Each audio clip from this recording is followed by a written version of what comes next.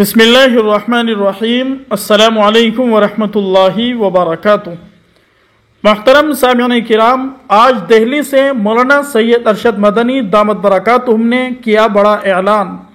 دہلی کے اندرا گاندھی اسٹیڈیم میں جمعیت علماء ہند کی ایک بڑی عظیم الشان کانفرنس منعقد ہوئی، جس کے اندر مولانا سید ارشد مدنی دامت برکاتہم نے مسلمانوں سے خطاب کرتے ہوئے وقف ترمیمی بل 2024 کے تعلق سے بڑا پیغام جاری کر دیا۔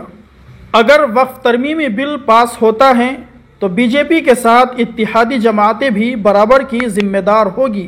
جمعیت علماء ہند کے صدر مولانا سید ارشد مدنی نے لاکھوں مسلمانوں کے جمع غفیر سے خطاب کرتے ہوئے کہا کہ اس وقت مرکز میں بیٹھی بی جے پی کی حکومت دو مضبوط بیساکھیوں کے سہارے چل رہی ہے۔ مولانا مدنی نے کہا کہ اس کے باوجود وہ مسلمانوں کے جذبات سے کھیلنے سے باز نہیں آ رہی ہے۔ مولانا مدنی نے کہا کہ یہاں موجود لاکھوں کی تعداد میں مسلمان یہ سمجھ رہے ہیں کہ اگر وقف ترمیمی بل پاس ہوتا ہے تو اس کی ذمہ دار برابر کی بی جے پی کے ساتھ ساتھ آندھرا پردیش کی چندرا بابو نائیڈو کی جماعت ٹی ڈی پی اور بہار کی نتیش کمار کی پارٹی جے ڈی یو بھی ہے، جس کی مضبوط بیساکھی کے سہارے مرکز کی حکومت چل رہی ہے۔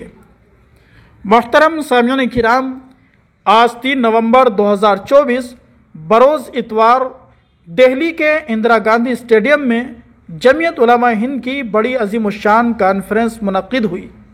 اسی کانفرنس کے اندر آج مولانا ارشد مدنی دامت برکاتہم نے وقف ترمیمی بل 2024 کے تعلق سے یہ بڑا بیان جاری کیا ہے۔